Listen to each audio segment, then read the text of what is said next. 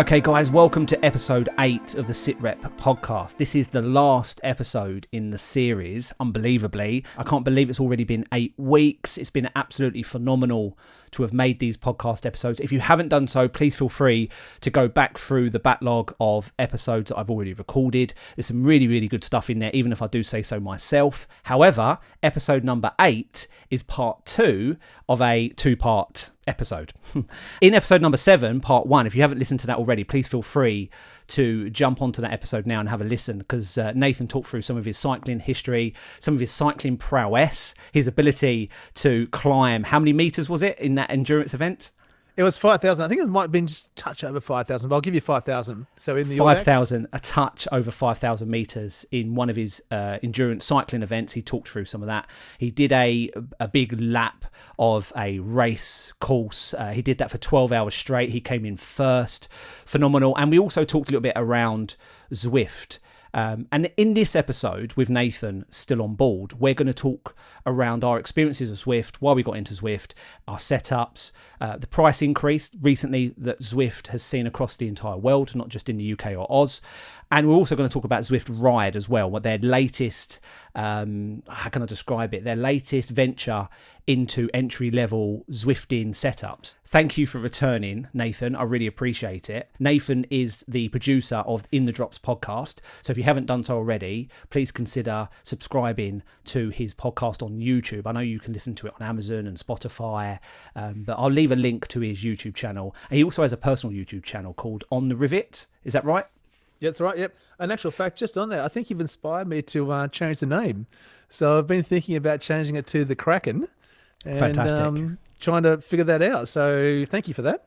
Yeah, no, I'm really pleased actually, because the reason why I mentioned it is we've been messaging on Discord before setting up the time to sit down and record this. And you've recently, and we talked about this in episode 7, you've recently just started a training program to get yourself bumped up to Cat B, haven't you? Yes, that's right. Yep, to try and win a race in Cat B. Yeah, that's right. And as part of that, you've set up your own, is it a sprint training routine on Zwift? It's, yeah, kind of. So the idea of it was meant to mimic like a hard sort of 40-minute race that has sprint segments. So for those that do Zwifting, you probably know that it's not just a race where you go flat out and you try and be the first across the finish line, but there are races where you get points for different sprint segments or climbing segments. And so that's how the races work. So it's not just finishing first, but you got to get the most points as well. Yeah. And so I came up with a workout that I believed mimic those races in terms of the effort you got to put in, and then the sprint segments, and then the recovery, and then the effort, and then the sprint segments. And so I called that the Kraken. Yes, as was suggested by Andrew Hudson, one of my mates, who I've come to know very well over my the podcasting and Zwifting journey. And I asked the guys, I said, I've got this workout, I want to call it something. And I initially had the impossible workout because it kind of felt like it was going to be impossible to do. And they said, no, you should call it the Kraken. And I went, that's awesome. And so I started doing that. And then I think you jumped into one of the workouts I was doing. Yes. And the first question, or the second question you asked in your live stream, I was on your live stream. Yeah, that's right. And you're in the comments there. And the first thing you asked was, why isn't this the name of your channel? And and it just struck me. I went, yeah, why isn't it the name of my channel? And we should probably say, just in case this is a joke that's gone over someone's head, Nathan, your surname is Krake.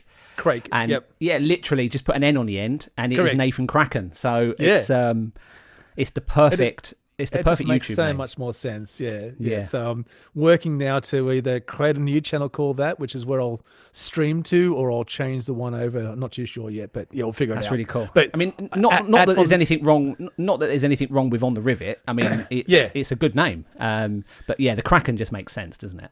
Yeah, no, it's so much better. So look, great. Listen, I really appreciate you coming back and doing part 2 with me. So I've started off by talking around some of the points that we're going to talk through on this episode. And I think we touched this in part 1, so episode 7, where I asked you how you got into Zwift. Yep. And you mentioned quite a heartfelt reason, actually. And I wanted, if it's okay with you, to kind of ask you just to maybe you haven't got to go into detail if you don't want to, but maybe just touch on it. And for me, one of the reasons I started a YouTube channel, I'm not going to go off on a tangent here, by the way, but one of the reasons I started a YouTube channel, one of the reasons I started this podcast was to inspire people, is to document my journey, and hopefully anyone watching this that's looking to lose weight, get fit, try to get from C category into B category, any of the challenges in life that from a fitness perspective and a mental well-being perspective, I hope to inspire anyone listening or watching. And you mentioned something which I thought was, a great reason for anybody from a mental health perspective, for anybody to get into fitness, because I think fitness holds a huge advantage when it comes to your mental well-being, and the benefits from fitness is just astronomical. I'm kind of waffling a little bit. I'm going to hand it over to you to kind of talk through the reasons you got into Zwift. Yeah, thanks, mate. So as we talked about in the last episode, I'd done a bunch of cycling up until about 2016, 2017, where I'd started, like a mate of mine introduced me to Zwift, did my first Zwift RIDE in 2016, but sort of didn't really do anything with it until going into sort of 2018. And that was where I got divorced. I went through a divorce. And so it just kind of, it helped because the kids. So I've got two kids. So my daughter is 19 now. She was about 13 when the divorce happened, and my son was 10, and I think he's just turning 16 now. So, they were with me for a lot of the first, I guess 6-8 months after the divorce, and then the divorce sort of. It was progressing. We'd separated, so we obviously wasn't living in the marital home anymore, and so the kids were with me for much of the time. And then the divorce kind of went south, and it's for reasons. It was amicable, and then it wasn't amicable. And so what ended up happening was that I'm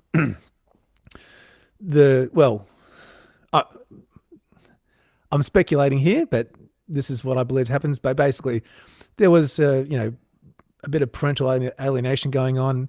The kids no longer wanted to see me, so that all stopped.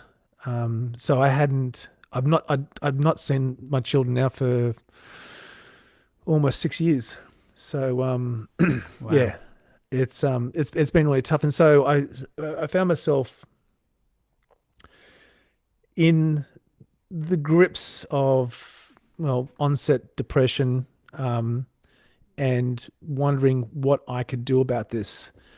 And I didn't want to let that happen. I didn't want it to spiral out of control and let that grief and that sort of that loss at that time that I was feeling consume me.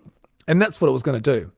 And I was slowly becoming withdrawn from things and not engaging, and suffering through all of this and through a divorce as well. So it was something that was playing on my mind, and obviously, not obviously, but I, had various thoughts about various things, as people often do in these situations, and I felt that wasn't very conducive to being the best person I could be. So I woke up one morning and I went, you know what? I need to find a way that I can, at least in my mind, still put myself out there without making the situation worse. And so I thought, well, I liked photography, and I liked video, and I liked the idea of, creating these things and doing it. And as I sort of alluded to in the last episode, you do such a fantastic job. You do the videos that I kind of wanted to do, but didn't have enough bravery to sort of get out there and talk to a camera in front of people or be in situations and do that. Anyway, so I had a love for all that kind of thing. And I thought, well, what I can do is I can record things and put it on YouTube so that there's this record if the kids did want to reconnect or they did want to, look me up, see what I've been doing, all these sorts of things, I figured that would be there and would also be sort of a permanent record at a later date if they did want to go back and look at what I was doing. And so that's where I started streaming Zwift rides. And so it did two things. One, it gave me something to focus on, and then two, it forced me to get back on the bike and to get back into doing things. And there's nothing like the accountability of having someone watch you to make you finish something. So that's how I got into it. And I initially recorded my rides and then would go back and sort of narrate them and commentate on them, and then edit them and then put them together and upload them to YouTube. And that was taking forever. So I do the race. Tell me about and it. Yeah, I don't know how you do it, man. It's just the editing just takes so long. Yeah. And I've got a team. I've got 27 people that work for me. And, you do. I you need to. I haven't. I know. They just, it's just so hard. And so I would do a race and I would record it and I go, great. And it'd be like at 9 o'clock at night now. I go, I'm going to bed. And then next day, and then you do another race. And now I'm 2 races behind my editing. And then it's like, oh, can you bother doing the first one? Because that wasn't very good anyway. So I'll just focus on the next one. And I never uploaded anything. And then I went, oh, bugger it, I'll just stream it. And then I'll try and pull together all of the, scene changes and information and editing it live and do it that way. And it also gave me something to learn, which was streaming, learning how to use streaming software, the requirements, the setup, and progressively, if you look back through my earlier live videos, there's, the lighting's horrible, the camera's horrible, the positioning's horrible, but progressively I got better. So it was really good in terms of it forced me to, it gave me a kick up the arse to go out and learn something new, not focus on the negativity and the unhappiness that was going on in my life. Yeah. It allowed me to record things and put that in a place where if the kids did want to reconnect at some point, there was something that they could go and look at perhaps, or watch, or even if they didn't want anyone else to know, they could, watch it at a time when, they were just by themselves. And so, and then that kind of transformed and evolved as well. The more I did it, the more people either commented or, joined my live streams. I mean, my subscription count doesn't reflect it, but there was certainly some engagement there. And so the more I did it, the more people connected, and the more people connected, the more people I got to know. And then, I met Andrew Hudson through the Team Wool Racing in AHDR. And so met him, and I would sort of be messing around with my streams late at night, and I'm thinking, I just need someone to be on the other end to see if what they're seeing is what I think they're seeing, and it sounds okay. And Andrew would be like, yeah, I'll do it. Yeah. So I send him a link and go, hey, does this look okay? Can you hear me okay? So we spent a few late nights kind of doing that, and I got to know him really well, and he was just fantastic.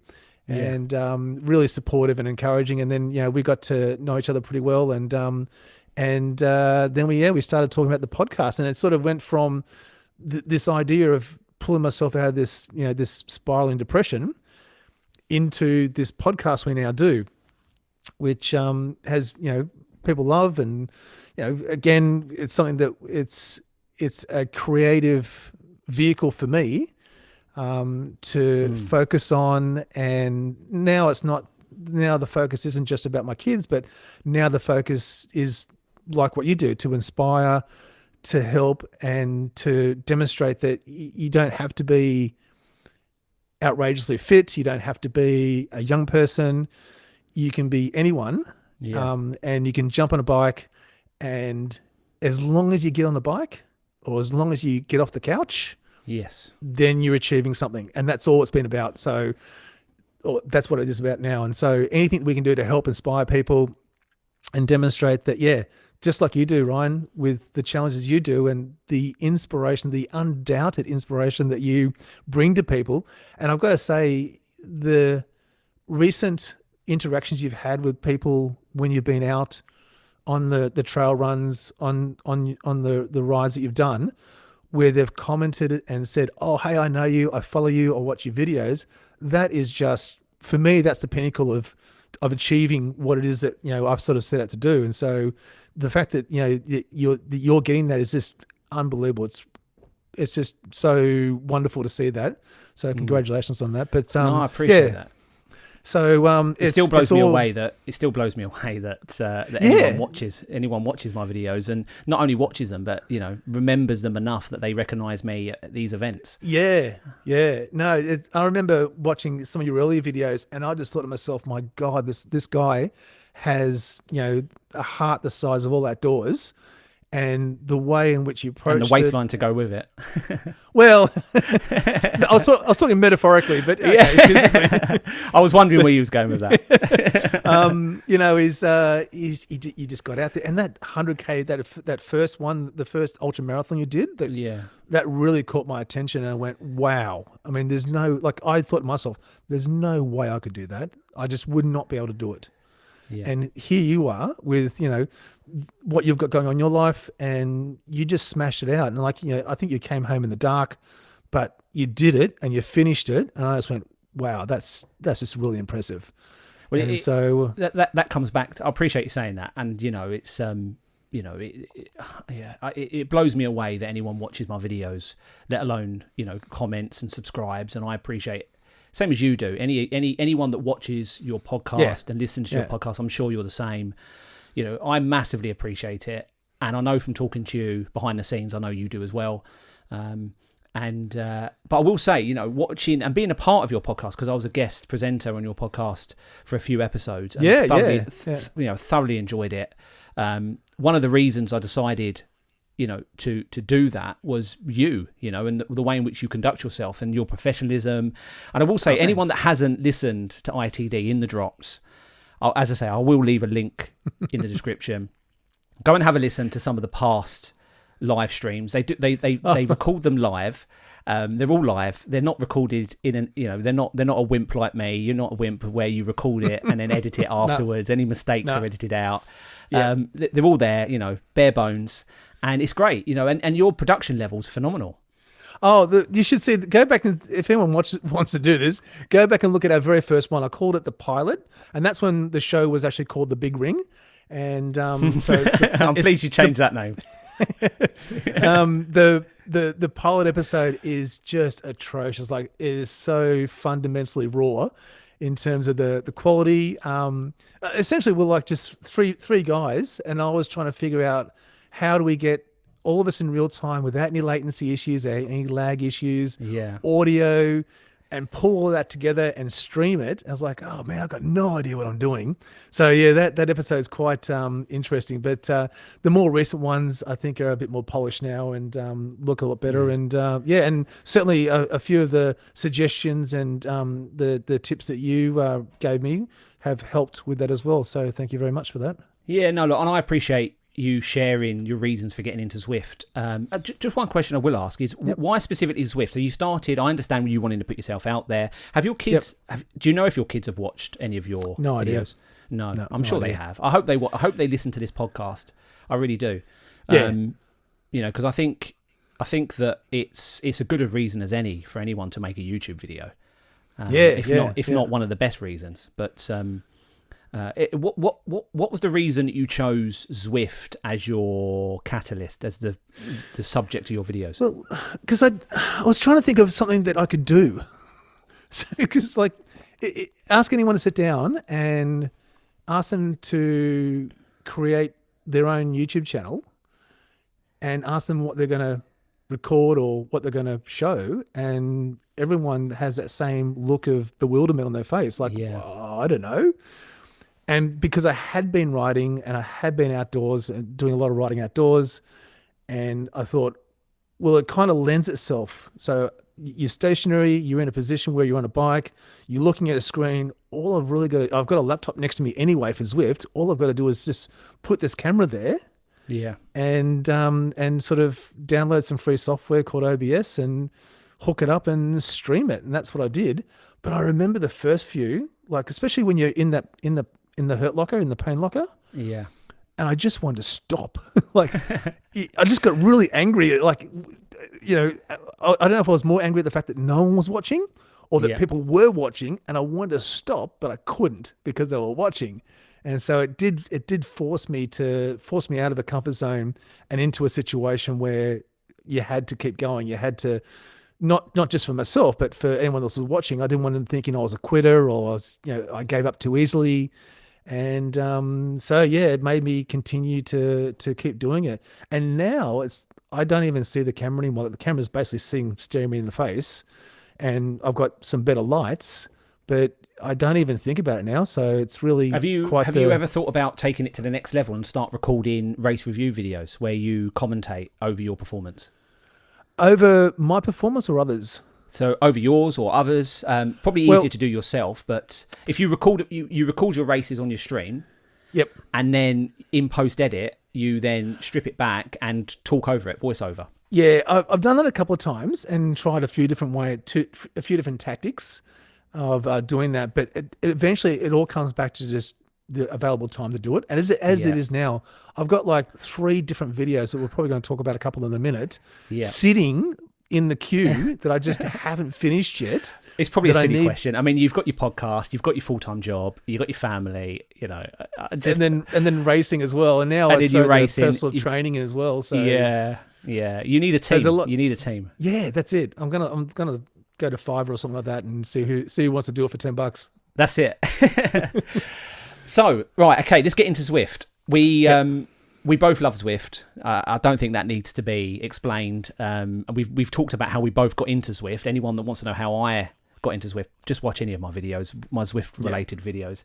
And so just really quickly, in a nutshell, what's your Zwift setup? Okay, so we've moved house about a month and a half ago, and I'm now in quite a large room. Tony Montana's house. I've seen not the exactly that pictures. size, it's a mansion, guys. It's a mansion. And they've got a media room, and so the first thing that everyone said, a media room, like a home theater room, and like a lot of the houses in the areas that we live in tend to have these, and I feel like they're just a big waste of space because, well, I mean, you watch a movie in there once every week or every few days, and the rest of the room just goes to, doesn't get used. And so the first thing I said was, that's going to be the bike room / studio. And Sharon, my wife, said, no, this is where we're going to watch movies. I said, no, we're not doing that. I've been in the garage for the last 2.5 years, doing the podcast and doing my bike and my trains in the garage, and it gets cold in winter and it's super hot in summer. I said, no, I want to be inside for a change. So that became the Zwift room, the pain cave, and / the studio. And so we've got Sharon's trainer and bike setup next to my trainer and bike setup. We've both got kicker cores. So Wahoo kicker cores is what we're both using. We've got the mat set up. We've got proper sort of display stands, both the same fans. We've got 40-inch displays, so not too big, but just the right size that it's nice to watch and look at. So they're both in front of us. So that's sort of our setup. We've got 2 like podium stands, like the kind of things you'd have for like your what do you call those, podium at the front of a speech. What are they called? You can edit this bit out, but the like the plinths. I know what you mean. Yeah. So we've got 2 of those stands, and I've modified just some wood to go on the top of that. That allows us to put our laptops, our drinks, heart rate monitors, and all that kind of stuff. So they sit on there. They're nice and black.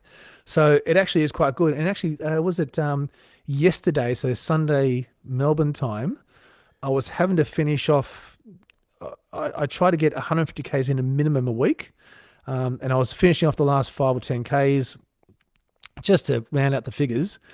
And Sharon had jumped on her bike. And it's one of the few times I've actually done this, where she was in Mercury Islands doing, I think, the Mecca Isle Loop or Island Hopper.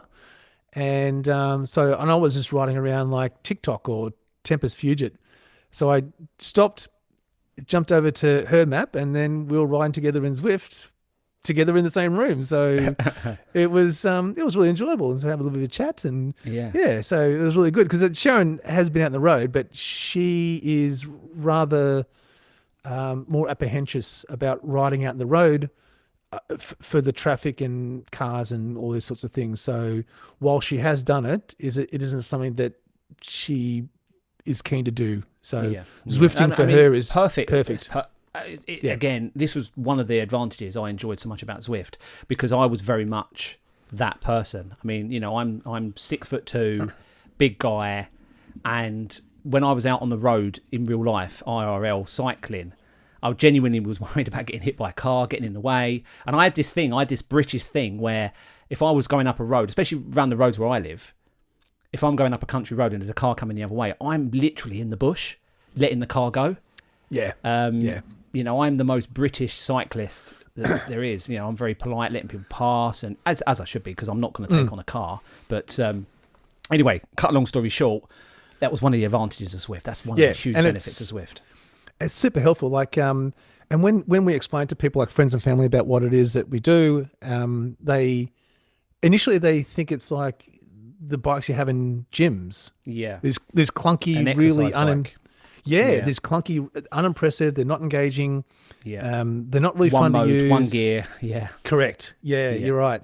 And so when they see this and they see the setup, and then they see Zwift, and they realize that you're actually riding with other people in real life in other parts of the world, it's a real opener for a lot of people. So if you haven't tried it, I recommend you go and try it.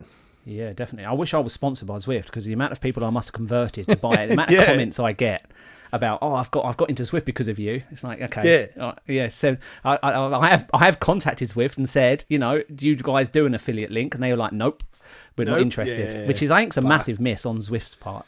But okay, so so that's the positivity done with.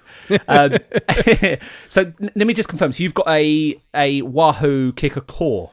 Yes. So is that Yep.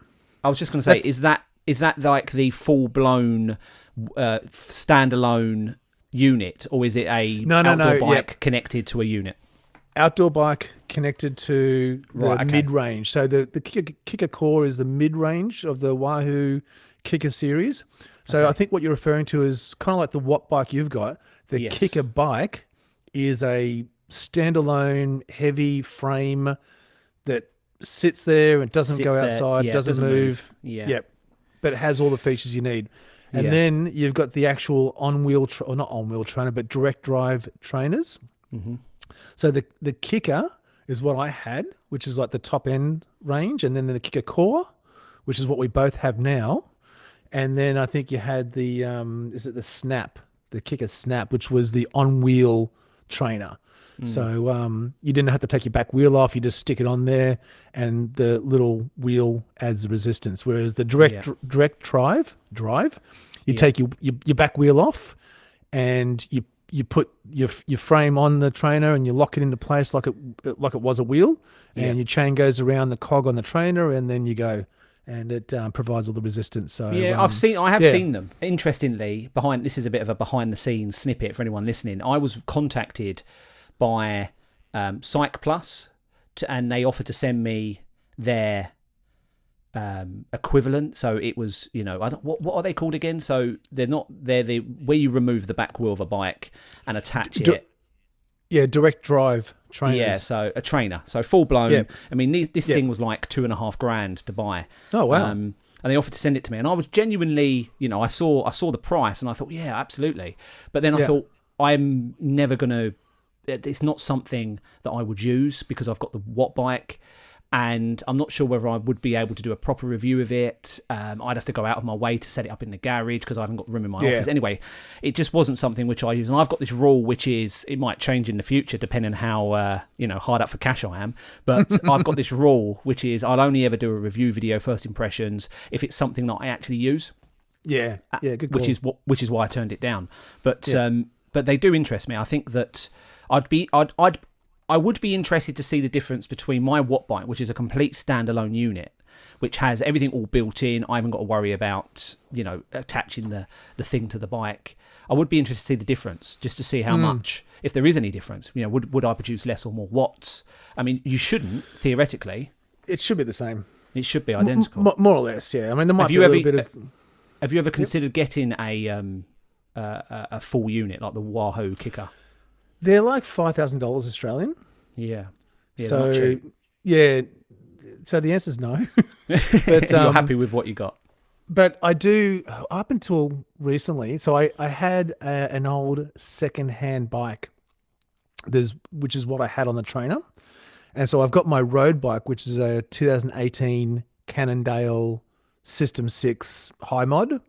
So it goes like a cut snake. And but then I had a mechanical with the bike I had in the trainer, and so I've had to put my road bike on the trainer, which I don't like, but it's been there, and it's been there for like 9 months, and so I'm getting more and more frustrated by the situation. But that's a separate issue. Anyway, But what you can do with the direct drive trainers is you can essentially just go out and get hold of a secondhand bike from your secondhand bike store, from eBay, from wherever you can get one from. And we're talking like, £100 or, a couple of $100, and just use that. Now, the reason why that kind of makes a lot of sense now is that Zwift bought out the Zwift Play controllers. Yes. So essentially what they did was they worked out a way to do virtual shifting or virtual gearing. It's only supported on the Wahoo Kicker range of direct drive trainers at the moment. Yeah. I don't think it's supported even on the Wahoo Kicker bike, but it has its own virtual gearing anyway, so it doesn't make any difference. But so what these controllers do is it will change the resistance on the bike as if you were changing gears, which makes a whole lot of sense. It's one of the great things that Zwift's done actually with these Zwift Play controllers. And so I was fortunate enough to get a pair for my birthday last year, and I've been using that. So that means that you can get any old bike, even what they call a fixie or a single gear bike, put that on your trainer and use these Play controllers to do all these gears and changing. Yeah. And that is a game changer, because the Zwift Click also does the same thing, doesn't it? Yeah, exactly. Yeah. So you can have these little buttons that you can just attach to your handlebars, anywhere on your handlebars. They Bluetooth to the system, and you can change the gears through those as well. So it really, really is a good thing, and I think we're going to probably talk about the Zwift when we come on to Zwift RIDE, which is the subject I know you're gearing up to. I've listened, guys. If you want to know what the inside joke is, you should listen to the Nathan's podcast. What do you know? What episode it was that you talked about Zwift RIDE? Was it episode 50, 51? Yeah, something around there. Yeah. We had we definitely had some discussions about it. Yeah, have a scroll through his live streams and you'll find it, where they talk about Zwift RIDE, and you'll understand why we've got a bit of a smile on our face at the in regards to Zwift RIDE. I've got a video in the pipe at the moment that I've been editing. You've been promising this video. I know, and I need Sharon's input on it as well, and so I've got to get her in front of the camera. Oh, was she the trial? Was she the guinea pig? Is she? Yeah. Well, I wanted someone to have an honest impression of what it would look like to unpack this Zwift RIDE. So, for those that maybe don't know what the Zwift RIDE is, did you want to tell them, or do you want me to? Well, I was going to come on to, because it's I've got a bit of a build up to it. So okay, we'll come on to the Zwift RIDE. Can I? Before we do that, have you bought a Zwift RIDE? No. Oh, okay. They're not. They're not available in Australia yet. Are they not? Oh, okay. I knew they weren't available in Canada, which was a strange. No, I think they are now. I think they have made them. Oh, maybe, yeah. Okay. Anyway, we're going off. You can order them, but yeah. Yeah. So as you were saying, with the Zwift Play controllers, which I love, by the way, I'm a massive fan of the Zwift Play controllers. I did a first impressions video when I first bought them. I've only had them for a few months. I say only. I can't remember cycling without them, Zwifting without them. Yep. And the other day I went on a ride and I forgot to charge them, and they died on me in the pen. So that's happened to me too. Yeah, they completely I mean, the charge on them is phenomenal. I mean, I'm never charging them. I think I've charged them in the whole time I've used them. I use them for every single race, and I pretty much ride every single day. Yeah. And I've charged them like twice. So the charge on them is phenomenal. 3 or 4 months, yeah. Oh yeah, unbelievable. I mean, there's nothing about them, so there's not really anything to drain the battery, but you do need to charge them. And he died on me in the pen. So literally, as I left the line, I lost my ability to steer. or change gears? Oh my! No, because I've got the virtual shifting on my Watt bike. Oh, yeah, of course. Yeah. So I don't need to change gears using the Play controllers, but that wasn't an issue. So I was able to finish the ride, but oh my God, did I feel like I'd had my right arm cut off. It's unbelievable how much you get used to steering. Yeah. And when you revert back to the automatic AI steering that the game gives you, it's atrocious. Yeah. No, that's the automatic steering. Yeah, no, you can't. Yeah, it's not. Well, although having said that, I don't steer as much as I should. I probably should practice that more. Oh, I'm really bad. I swerve all over the place. I love steering. I put as much effort into the steering as I do into the watts. Okay. One thing I've got really good at, and I'm going to blow my own trumpet here because no one else will. And if you watch my videos, you'll understand why. Because I'm now in Cat C and I'm not winning anything. But I've become really good.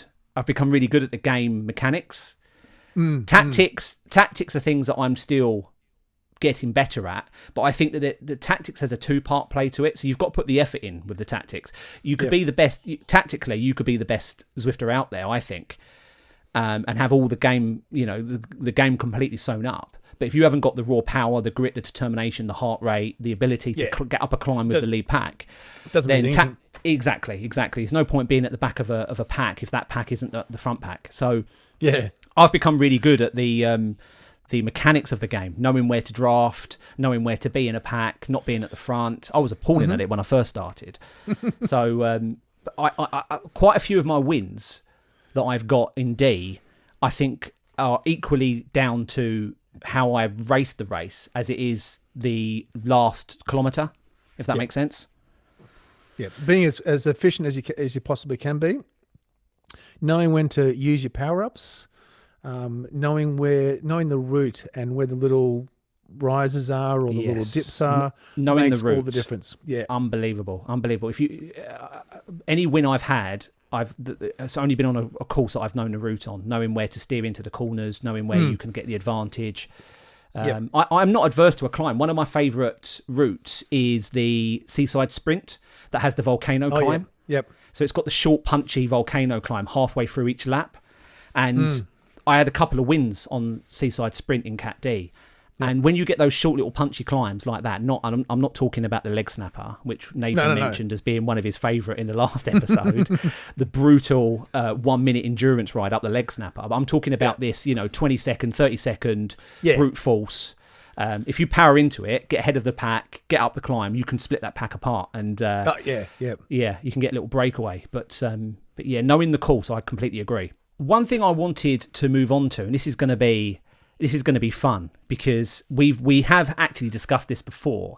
So the next subject, we're staying on Zwift. So for anyone listening, we're going to talk about Zwift probably for the next, for the majority of this episode.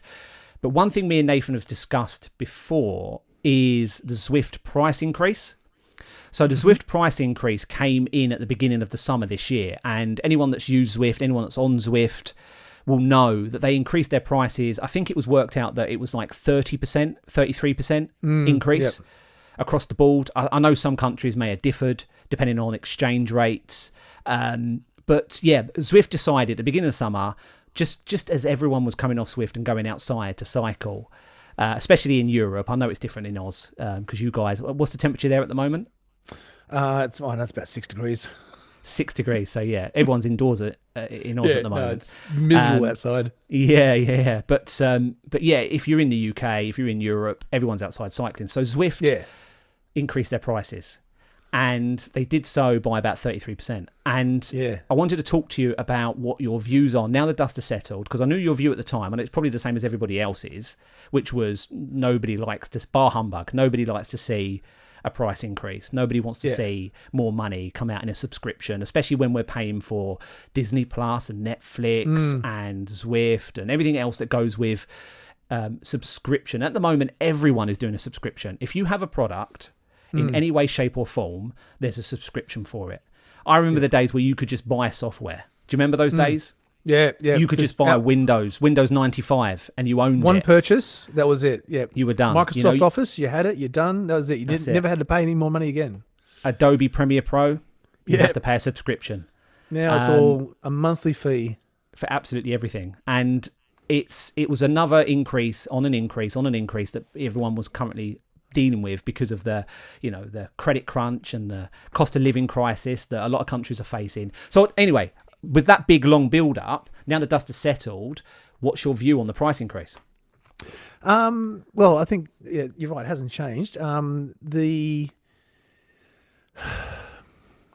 I've tempered it slightly by thinking that, they had to do a price increase. I think they left it too long without doing any price increase, and then they hit everyone with a big price increase. Yeah. And, 30%, 33%, I think it was like a bit over 30% here in Australia. It went from like just on $20 to $30. And I was like, oh man, it's just another thing, as you say, with the cost of living.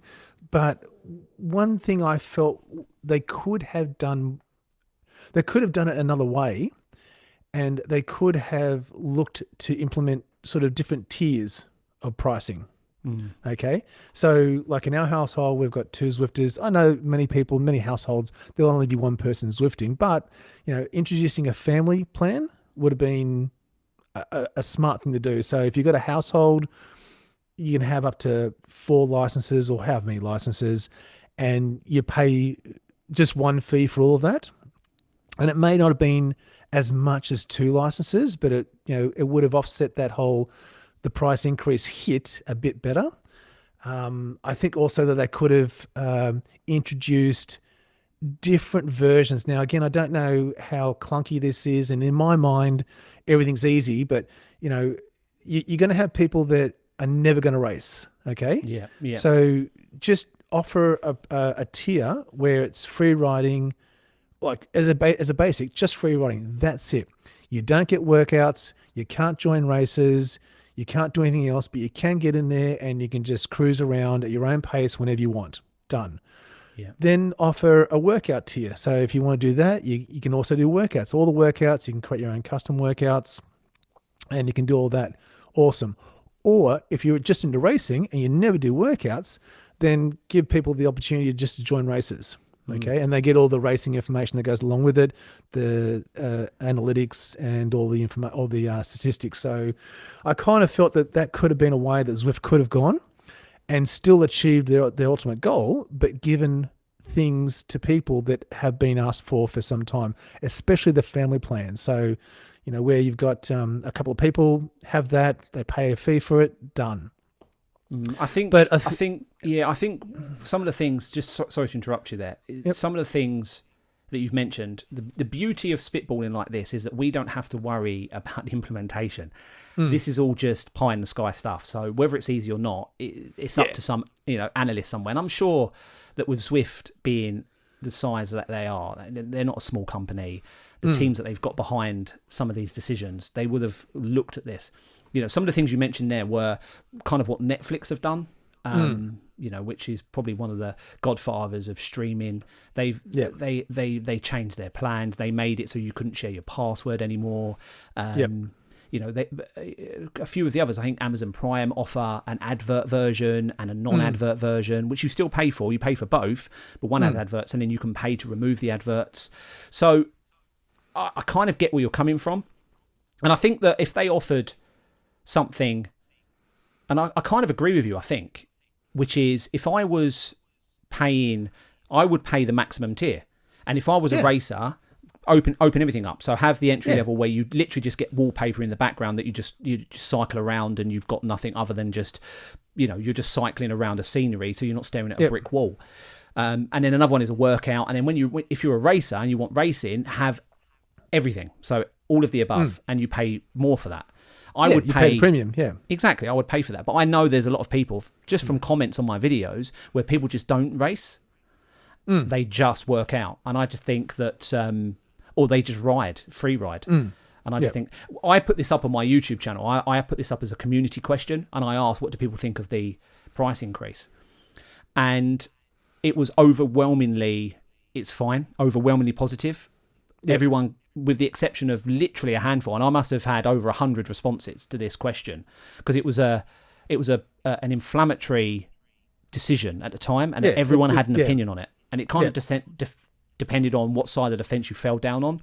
Well, everyone kind of agreed. Nobody likes to see a price increase. Nobody wants to see money, but if they see value in it and they like it and they want to see it improve, and I think this is what it comes down to, is with this price increase, there are now expectations on Zwift to provide something in return. To deliver more. Yeah, no, you're right.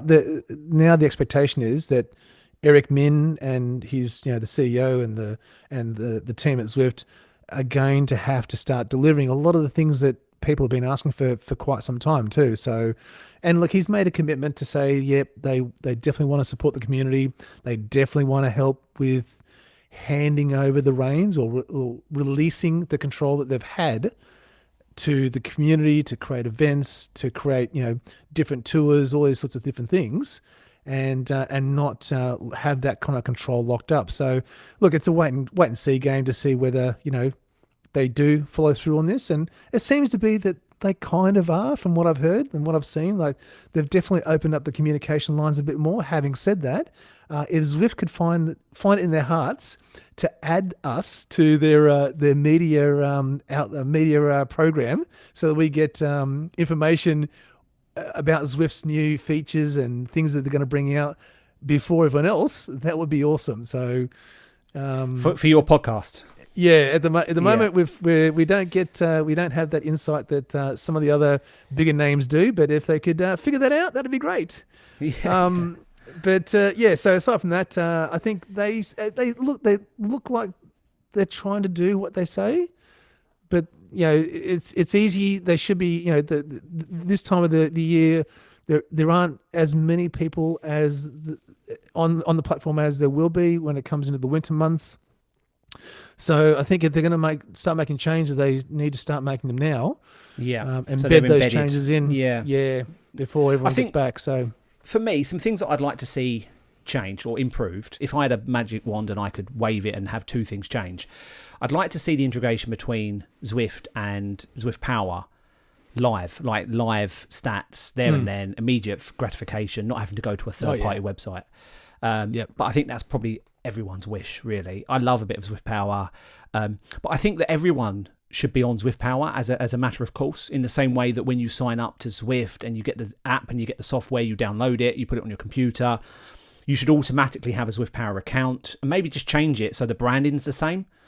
So it looks like it is part of the same, entity. And in that way, whether or not you have a heart rate monitor, it will just show on Zwift Power that you just don't have a heart rate monitor, which is the reason why people aren't on Zwift Power at the moment. And so Zwift bought or took control of Zwift Power over about 2.5 years ago. Yeah. And haven't done a thing with it. No. Now, I mean, the challenge was going to be that I think they were looking to try and introduce their own, I guess, not categorization, but, well, the Zwift racing score, which is what they've got now. Up until recently, the only real way to categorize people into certain groups was really through the A, B, C, D cat, and that was based on your 20-minute power. So, which is not all that accurate. I mean, if you know how to game the system, you can kind of work around that and still maintain, awesome power, but remain in a category perhaps lower than you should be. But it'd be great to see Zwift actually take a lot of that information, as you just said, things that we see in Zwift Power, add that into Zwift so that when you finish your ride, you see all that information, all the racers who are in the ride, what their stats were, how old they are, what's their weight, all that information that we can currently see in Zwift Power in Zwift. So, I completely agree with you. And then integrate it with Zwift Companion app. So you use the app rather than a website on a laptop, which is, the last thing I want to do when I finished a big ride is to have to get a laptop out and look on a website. Yeah. So, exactly. Look, we could talk forever and a day about all the different things we want to see in Zwift. I mean, one of the things that I've spoken about is the Companion app and the fact that you simply just can't message people in the Companion app. Yes, that was my second thing. We had and I'm stealing your thunder here a little bit, I know, but you had an awesome event that you organised a few months back now on Out to Zwift. Yeah. And you had phenomenal numbers turn up. You put the link out there, said, hey, I'm going to try and do Up to Zwift in a certain time. Hey, if you want to come along and join me, ride part of it, join in the whole event, be my guest. And you had, how many people was it turn up? So in the pen, I think we had, pushing 500 with sign up.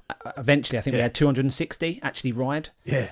For an out to Zwift ride. I mean, that's massive. This isn't, Tempest Fugit. This isn't a quick, smash round downtown Dolphin. This was up out to Zwift. Like a nice flat ride. No, this was like a smash fest for an hour. And you did it at what time? A Saturday night at 8 o'clock or something? Yeah, 7 o'clock kickoff. Which for you was 3 a.m. I think. I was on the bike at 5 a.m. to do it, and it was. Yeah, and I hate riding. I hate riding that early. Yeah, I used to do it all the time, but now I'm a bit softer.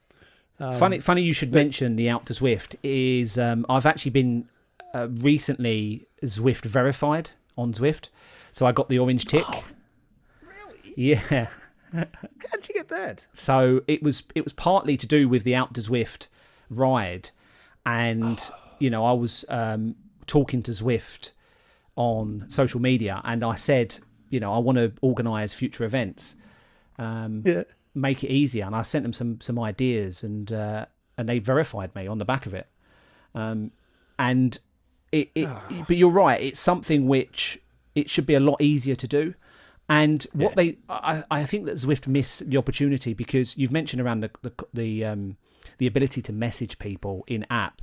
To organise a meetup, it's great, but you don't always want to organise a meetup. I mean, if you had to chat with someone, like I get loads of people comment on my races after I do a race.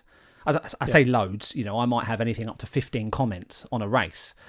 Yeah, that's still decent. Yeah, and I'd love to reply to those commenters, and unless they physically go back in and check the race, scroll down, they don't know whether I've replied. And that reply may not be, because it doesn't specify which of the replies I'm replying to. I can just put a comment above it.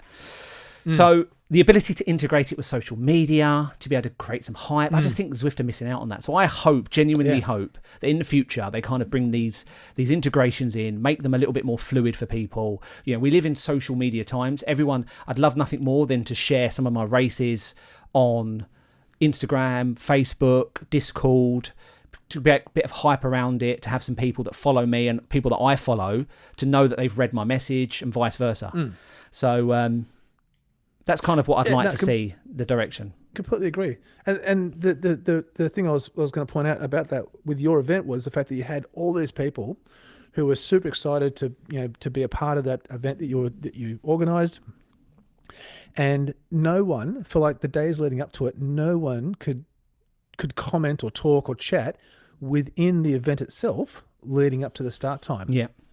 And it just feels like it's a real, like people have to leave the platform to go to another separate messaging platform in order to have any kind of communication. Yeah. And the fact that, what I believe and what we believe to be reasonably simple things to achieve seem to fall on deaf ears. And so it's frustrating on the back of a price hike that what we believe to be these relatively, easy things in the scheme of everything to do just aren't done. So that's a bit of a challenge, I guess. But I mean, we've got the luxury, and I said this before, we've got the beauty is we haven't got to worry about whether or not Zwift want to implement them, and if they do, how they go about doing it. That's not our job. If they wanted to do it, then these are things that the community I know would want to see it, because I think you've got a huge community around people that enjoy Zwift for what it is, which is a fitness app.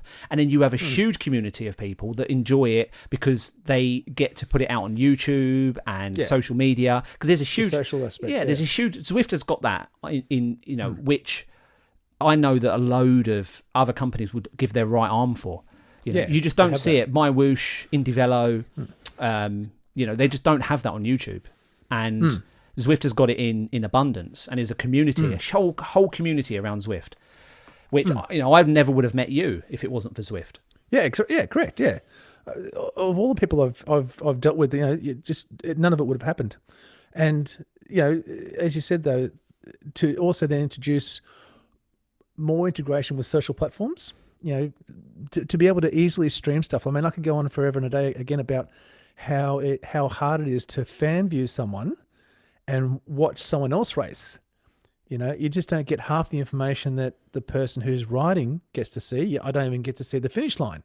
So I don't know how much distance is left in a race. So if you're commentating, it makes it super hard. And so imagine if Zwift, there's these things. Imagine if Zwift introduced this. What do they call them in the Tour de France? They're called the team car where they follow up and they've got all the stats. They're called Dominiques. Dominiques.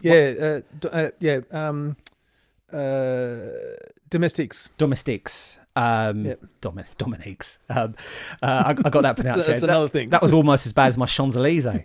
And Champs-Élysées. Champs-Élysées. And but yeah, imagine if they introduced something where you could pretty much, it was like you were sitting in a team car and you were following along with all these stats on screen, and you could have so much fun with it. You know, you could get in there with your mate, and it would also introduce something where if you had someone who wanted to be involved but probably wasn't quite the same level as you. Say you got promoted to B tomorrow, well, by the end of August, which is what you've promised. And, you know, and I'm not in B, but I wanted to be part of a race, a big race that you were in. Yeah. Being able to kind of follow along in a simulated... And see situation. All the information too. Yeah, and see it, and see the watch you're dropping, and you know, no advantage of anybody else, not being able to see someone else's stats, because you know that would be cheating, I suppose. But being able to advise you and say, you know, do this, do that. No, it's exactly that. And like, for example, you can't even, if I'm fan viewing you, for example, in a race, I can gauge the amount of distance left, but I can't see the actual number, and I don't see if it's a custom finish. You don't see the banner; it just stops. It's like, well, that's just finished. And so, was that the finish? Was it? And I remember Adam Dawson, an Australian Zwifter here, they were doing a 5x5 ladder race, and I was commentating on it, and de-essing and commentating at the same time, sort of thing. Yeah. And I was trying to tell one of the guys who was going for the win, you know, to sprint now, and I'm going, go, and he's going, we're finished. I couldn't tell, you know. It's like, So to have that kind of ability as well, but there's definitely a few things that Zwift could do that would drastically improve the experience. But it also creates it's around that community again. You know, like me and you, we both Zwift race, but your ability versus my ability are fields apart. And if I wanted to enter a race with you, I've either got to completely destroy myself, and you've got to rein it in a little bit to let me kind of, you know, keep up. But then you're getting dropped, or we don't race in the same races. Because you can't drop down to a C if you've been promoted to B, for example, even though you're in C at the moment. But anyway, imagine creating that ability to be able to do things in a race. And I think that I hope kind of that's what they're doing with the Zwift Racing Score, because this kind of links on quite nicely to my next point, which is around the Zwift Racing Score and why I think it's going to be good. I mean, I know there's a lot of people complaining that they're, you know, so a lot of C riders who I follow on Instagram are mentioning that they're racing Bs at the moment and that they've got no chance of keeping up with them. Firstly, welcome to my world. Because if you've ever raced in D, you know you are racing Cs. Controversial, I know, in some races. And some races that aren't enforced, Yeah, and, you know, with the Zwift Racing Score, you know eventually those individuals that are winning, they're going to get promoted. So what's the problem? Yeah, I think it's a really good step forward that they made, and they engaged Tim Hansen, and Tim was the guy that came up with the Zwift Racing App. Another third-party app, but then Zwift saw the light and actually got him involved to help consult with this, and so they developed the Zwift Racing Score. And essentially, if you read what they say, it's based off your 30-second power and your 5-minute power. No, 10-minute power. Sorry, your 30-second power and your 10-minute power. Yes. And then they use that and an algorithm and a little bit of black magic, and they come up with your Zwift Racing Score. It also includes the people you're beating. So if you enter into a race and you beat me, for example, because, you know, we enter a race together, your win wouldn't be scored as highly as if you beat a B, for example. Or as if you beat me, for example. But yeah, exactly. Yeah. Yeah. So your ranking would increase more substantially than you get more points for it. Yeah. Correct. Yeah. And so which is how it should be. To push. Yeah, that's exactly right. That's right. And so rather than sort of a lot of riders sandbagging their races and putting out, 18-minute efforts and then sort of backing it off, or, feathering their power to stay in the category they're in. Yes. This doesn't afford you that opportunity, and in theory will help to weed all of that out. And, and they're the people that are complaining, really. Well, I was going to say that the only individuals that I've heard on YouTube, without mentioning names, the only individuals I've heard that are reluctant to put their stamp of approval on the Zwift Racing Score, they always come out with I need to see how it evolves. I need to see how it goes. But these individuals are individuals that are obviously racing below their capacity. Yeah. They're sitting in lower categories, enjoying the wins. Yeah, and knowing that Zwift Racing Score is going to put them eventually with the same capable riders, which. And so that's exactly what's happened to me. So in C, I'm a high-end C, and I for a while there I was podium. I'd place on the podium every fourth or fifth race. Yes, and I'd probably win every 10th race. That's changed a little bit now, but now I'm mid to lower of the category that I'm in. Yeah. So my Zwift Racing Score is like 469, I think, at the moment. So the category I race in is from 400 to 575. Yeah. So I'm closer to the bottom than I am the top. So it means, just like some of your people have commented and said, well, you're racing against low-end Bs and mid-range Bs. Yeah, that's just the way it is.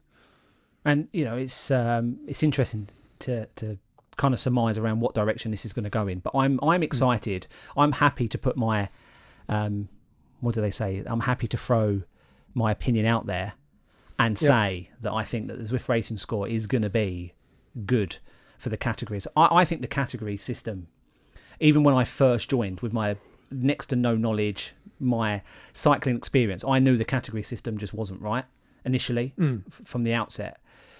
Because it's just, the difference between stepping up from a high-end D to a C is worlds apart. That's a huge jump. Yeah, huge. And the same with B to C to B. You're going from winning, every fifth or 10th race to maybe finishing in the top, 20 or 25 or 30 sort of thing. And it's a bit demoralising. I mean, not that won't happen with the Zwift Racing Score, but I think it's a bit more granulated. And now they've got 5 categories rather than just the 4. So initially there was A, B, C, and D.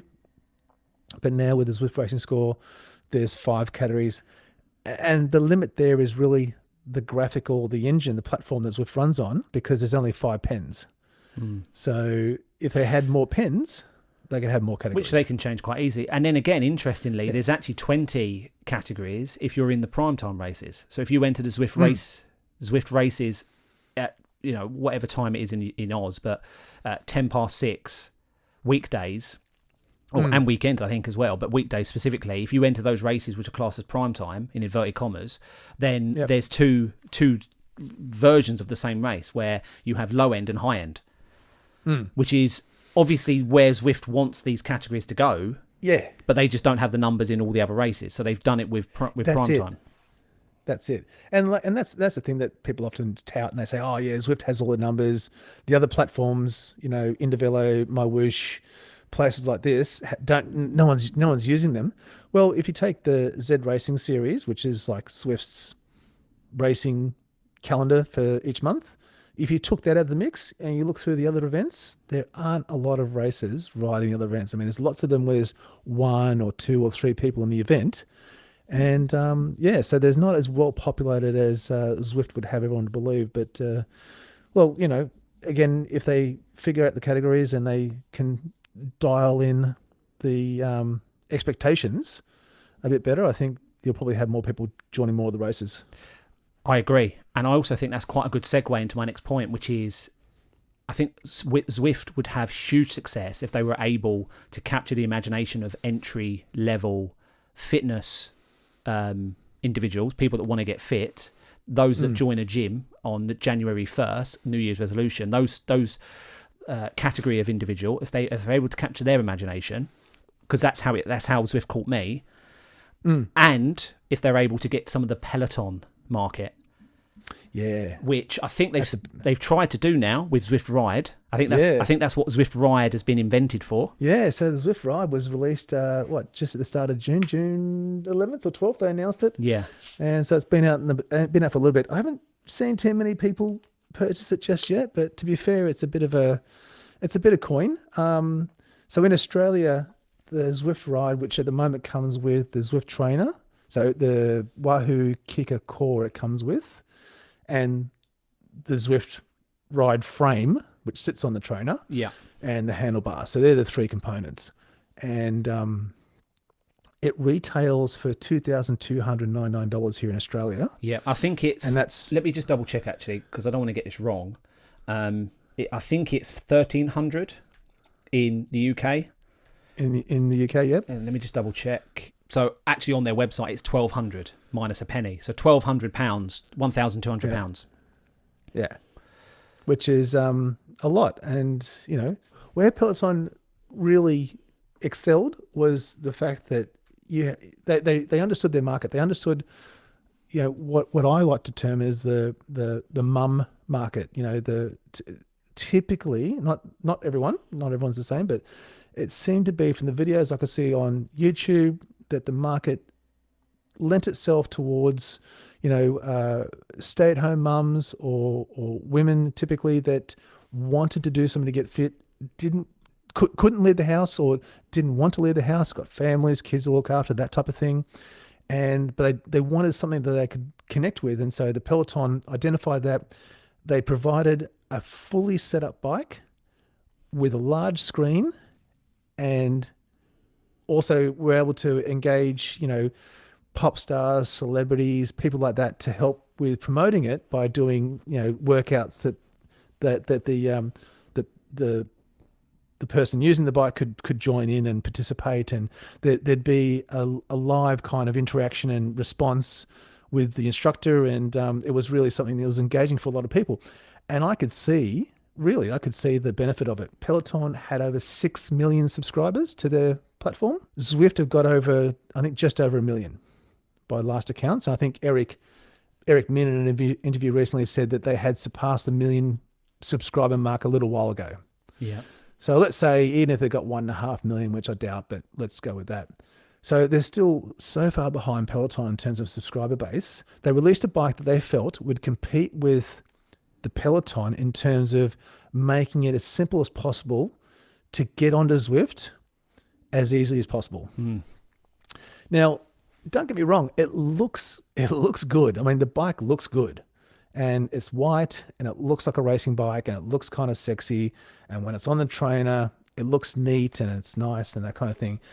But there's 4 different things I think they really missed the mark on. Well, the first one is that you've got to put all this together. So they might have said via their the talking heads of YouTube channels that they engage to promote their products, how easy it was. I mean, I don't know if you're used to tech stuff like we are. Yeah, it's not that difficult to get it out of the box, to put it together. You've still got to put pedals on it. It comes with flat pedals, so if you've got cleats, you've got to change those over. You've got to get it on the trainer, which means messing around with a chain. You've got to get it in there, even though it's, they say it's simple, and they've got a nice little Allen key that sits in the frame that you can adjust everything, and they've got a card that shows you where you should put the seat and the handlebars and all those kinds of things, and adjust it for your height.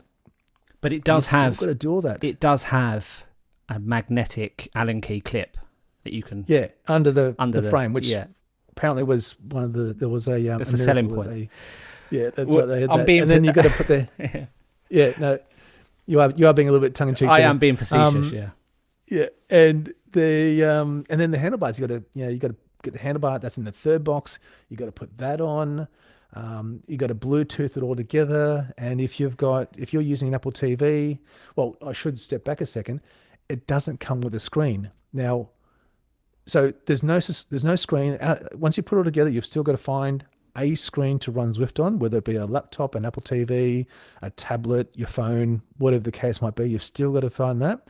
You've still got to install the app. You've still got to get your subscription. You've still got to Bluetooth the whole thing together. And if you're on the Apple TV, The Apple TV only supports 2 Bluetooth connections, which is fine until you add a heart rate monitor to the mix. So you've got your trainer, which is Bluetooth. You've got your handlebars for the controllers, they're Bluetooth, and then you've got your heart rate monitor. So there's 3 Bluetooth connections. What Zwift say is that, well, you use your companion app. So you've got to have your phone, which you can't use for Zwifting then. You've got to have the companion app on your phone. You Bluetooth all your stuff through the phone via the companion app, and then that talks to Zwift. So, I didn't know about that Bluetooth issue. Yeah. There's a lot of little gotchas.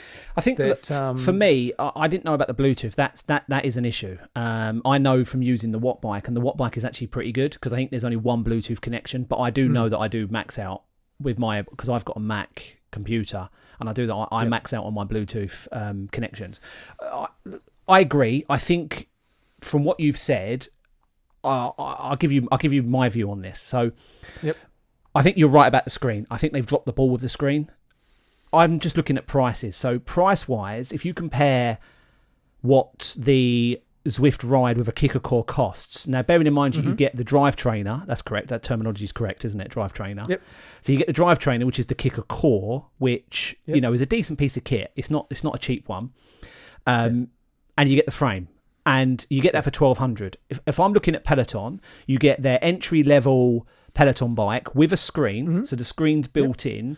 21-inch screen? 21-inch screen, yeah. So, it's bigger than an iPad.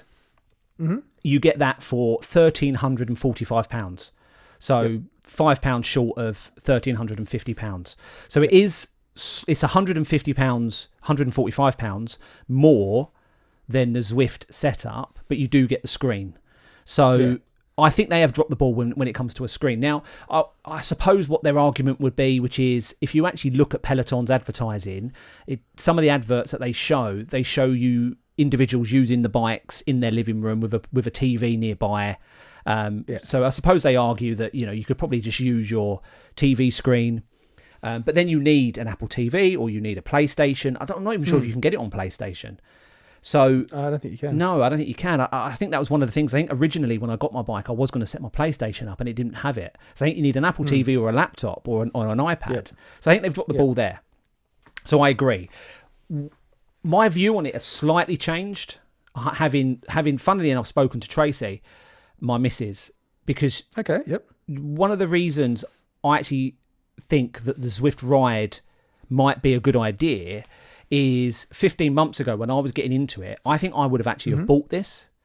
When I bought the Watt Bike, with the intention of using it solely as an exercise bike, and I then downloaded Zwift after the fact, so I did it in reverse order. So I got the Watt Bike because I bought the same thing that my local gym was using, and then I didn't want to stare at a brick wall because it was in my garage at the time. So I didn't just want to stare at a brick wall, so I downloaded Zwift, and then I massively got addicted to Zwift. Originally, I was going to use Trainer Road because a YouTuber that I was watching used Trainer Road. But it was a flip. Literally on the day that I did it, I installed it, and it was a flick of a coin, and I eventually went for Zwift instead of Trainer Road. And I'm so pleased I did because obviously the community around Zwift is huge. And I've never looked back since. But I did it in a different way. My point is I didn't do it in the conventional way of wanting to go on Zwift because I've heard loads of great stuff about Zwift. I knew nothing about Zwift. Didn't even know it existed until I Googled Trainer Road. And I think Zwift popped up as a sponsored advert. And I went, okay, what's this about? Watched some YouTube videos in bed. And I thought, I'll give Zwift a go. If I don't like Zwift, I'll go back across to Trainer Road. Go back, And there was I had no intentions of racing. My intention was to work out. So I was the Peloton market. That's me. I was an individual who just wanted to work out. The only reason I never bought a Peloton bike was my cousin, strangely, worked for Peloton, and he told me, well, he was actually in the process of leaving and going to join another company. He actually worked for Peloton, and he told me that he doesn't even own a Peloton, and it kind of put me off. So he said that they're not as good as they make them out to be. They're kind of a one-trick pony, and I didn't really want that. So I plumped for a Watt Bike, and I went for a Watt Bike. Now the Watt Bike cost me $2,500, so it's not cheap.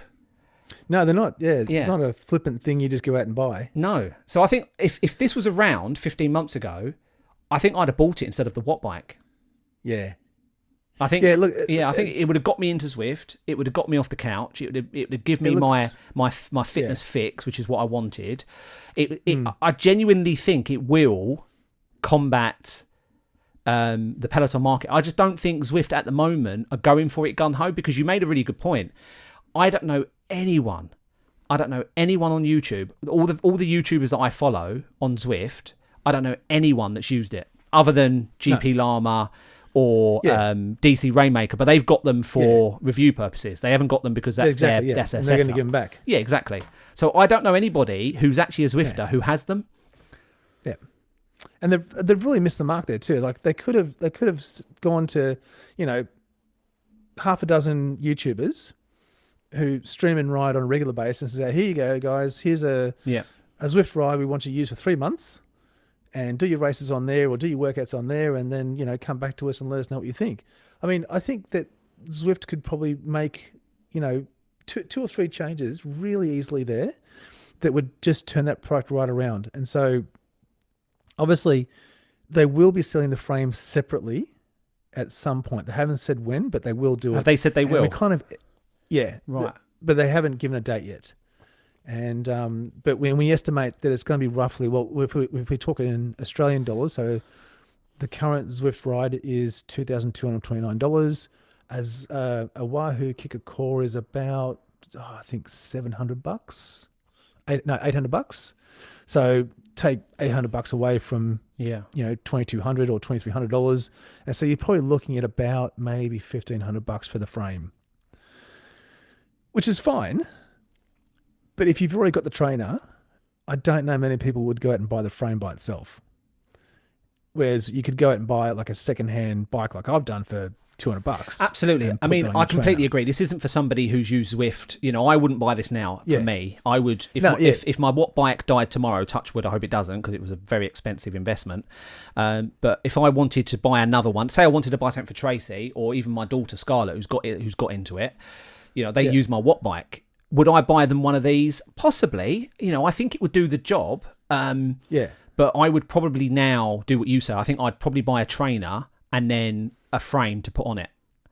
Yeah, because they've done the hard work with introducing the virtual shifting. But as I was going to say, though, so what they could do, though, is I think if they did ship the Zwift Ride with a screen, and included a 12-month subscription. Yes. Right? Yep. And didn't change the price. Didn't change the price. I think they would capture a lot more of the market, because then on face value, I think you get your new customers and customers moving from Peloton to something else would see the value in that, and I think they would switch across more easily than perhaps they might do now. So, and the screen doesn't have to be big. It doesn't have to be a 21-inch, super duper thing. It can be just like a little 12-inch screen, and it doesn't have to be a high-end iPad quality kind of a setup. It can be, an Android, platform. I think they have dropped the ball when it comes to the screen. I do agree with that. I do think that they should have had. You're absolutely right. If they could have got a screen on there that doesn't need to be high end, because the graphics on Zwift, I mean, they're not next gen, are they?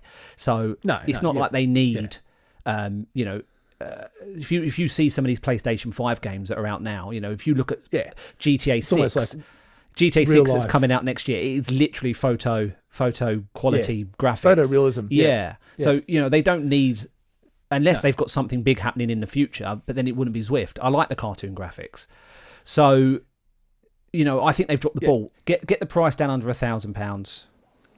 For the ride? For the whole thing, the Zwift Ride. Get it under £1,000. Get a... if they're not going to do the screen option, if they're going to get it under $1,000, then I understand that they can't have a screen on that. But get the app on more things than just Apple TV, because not everyone wants to have a laptop perched in front of them. Everyone's got a screen somewhere in their house. Most people have more than one screen. Get it on PlayStation. Get it on regular TV apps. Make it mainstream. Make it as easy, as frictionless as possible, as available as possible. And I think that you're absolutely right. We will see membership skyrocket. So, look, last question. I can't believe we're at the end of my last ever episode of this season. Well, this season, there'll be more to come. I hope so. I've enjoyed making them. It's quite time. No, they've been good to listen to. I've really enjoyed them. Thanks, man. On a scale of 1 to 10, based on your podcasting prowess and experience, how would you rate them? Oh, mate, I've got to say, I would probably be looking at. Well, I've got to take a mark off for the fact that you don't do it live. So we'll take one mark off, but I think I'll give you a 9, mate. And I think you have a really engaging way of talking. I know I've said this to you before, and I've blown smoke up you, but you've got a really engaging way that just hooks people in, and it just makes it really easy to listen to what you're saying, and feel like you're sort of involved in the whole experience of it. So that I think you've got a real talent there, and I appreciate that. It's great to listen to. You can come back, man. You can come back. You can come back on if you say stuff like that. Friend of the show. Yeah. So look, I'm going to ask you one last question before we wrap things up. Anything planned? What's planned next? What have you got coming up? The trying to win B grade. That's the next thing. But the next big thing coming up will be I'll be heading over to Adelaide. Well, it's not the end of this year. It's actually technically the start of next year. To cover the tour down under for the In the Drops podcast.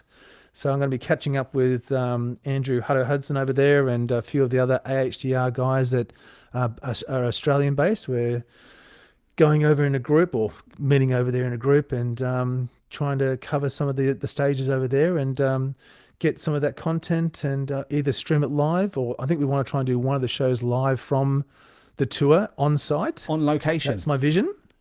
Yep. A location, I like it. A location show live. But then also try and get around and meet O'Grady, who's the tour director, and see if we can't get a few of the other riders as well, and get them to give us a few words about it too. So that's the next big thing. And then I'll be heading back to Bright for some mountain action. So there'll be a few videos coming out of that too, which will be a bit of fun. But yeah, there's a few things. Oh, and I've got the Around the Bay ride coming up in October, which is only a couple of months away. And I haven't been out on the road since I was in Cape Town at the start of this year in South Africa. So I'm going to have to get the bike off the trainer at some point very soon and get it out into the road and start doing some in real life kilometers. Yeah, that'd be good. And I'd like to see you hopefully maybe make some vlogs of your exploits. That would be good. Oh, absolutely going to be doing that. And I've been writing down. I've got my Ryan Condon book of technique, like vlog techniques. And the only tip I'll give you, and I said this to you before, the only tip I'd give you about making a vlog in real life is point the camera, start talking, and forget what you think people think of you. That's literally it. You're spot on. I've gone as far as I've actually got a set of wireless microphones now. Nice. So I've got the ability to have some good, clean audio as well as recording. And because I did the stadium stomp a few months back, and I just used my iPhone for that. I was going to bring my GoPro and try and do it on that, but I'll just use my iPhone. Yeah. It won't be that hard. I remember the last time I did this, big mistake, which was like 6 years ago. Yeah. Yeah. And I was a lot fitter back then than I am now. Yeah. And it was way hard, and it was quite difficult. So the video that I've got of me up and down the stairs of the MCG, like 7,600 steps in an hour, and there's a bit of a shaky cam going on, and I'm not quite in frame and things like this. The Blair Witch Project. Definitely. Yeah, I'm going to make that a little bit. But yeah, exactly. Yeah, up my nose. And I was crying at one point. I wanted to go home. I never got a chance to ask you about your stadium stomp. I know it was a big challenge that you did this year. I was hopeful that you did promise a vlog of it. Oh, and that's another one. So I've got 3 videos sitting there in the queue ready to go. And I wanted to do some editing, some narrating of it, which I'm sort of part of the way through. And yes, essentially that very quickly, that was an event. It's a charity event, which is held in the MCG, the Melbourne Cricket Ground here in Melbourne. Of course, it's in Melbourne, in Australia. Yeah. And essentially you have to run up and down all the steps in the ground. And so around all the seating. So the lower levels are easier to contend with because the gradient is as bad. But once you get up to the higher levels, the gradient's quite steep. Yeah. And so towards the end, I was suffering more than I felt I was going to. And it was quite the difficult thing, but I eventually got it done. The first time I did it in just under an hour, I think about 55 minutes or something like that. This time I did it like in an hour and 20. Oh, so it was. So you're going to have to return. You're going to have to return because you sound like you've got unfinished Oh yeah, business. no, I've got to definitely do it again. Yeah, and be more prepared next year. Go for it. So it was wonderful. And Sharon and her daughters also did it, but they did just the half version, which is just the lower areas. Yeah. And so and I remember finishing, and you come back out in the ground, and you do half a lap of the ground to come back around to the start finish banner. And I was thinking to myself, I've still got half the stadium to go. Why is this so hard? And I realized I was actually out in the turf. And then I was like, I bet you they're watching. So I had to actually put an effort in and pick the pace up and actually make an effort to run around and look like I was in control. So look, guys, I want to say big thank you to you for listening. I really appreciate it. Season 1 is done and dusted. 8 episodes of my new podcast series, the SitRep podcast. I've really enjoyed making these. If you have any subjects you would really like me to cover off, please get in contact. I'll leave all my contact details in the description. Please drop me a comment if you would like me to cover off anything in particular. If there's anything you would like to hear me talk about more of. I've spent this season talking about some of the challenges that I've been involved in, some of the ones that I've done in the past. I want to make them motivational, inspirational, focused. I want to talk about how people can get off the sofa and achieve things that they never thought possible. Just kind of nerding out around all things fitness, really. So anything you think you would like to hear, please leave me a comment or get in contact via my email, and I'd really appreciate that. I want to say a big thank you to Nathan for taking the time to sit with me. I know it's very late at the moment. What time is it where you are? It is 1 a.m. in the morning here. Crikey.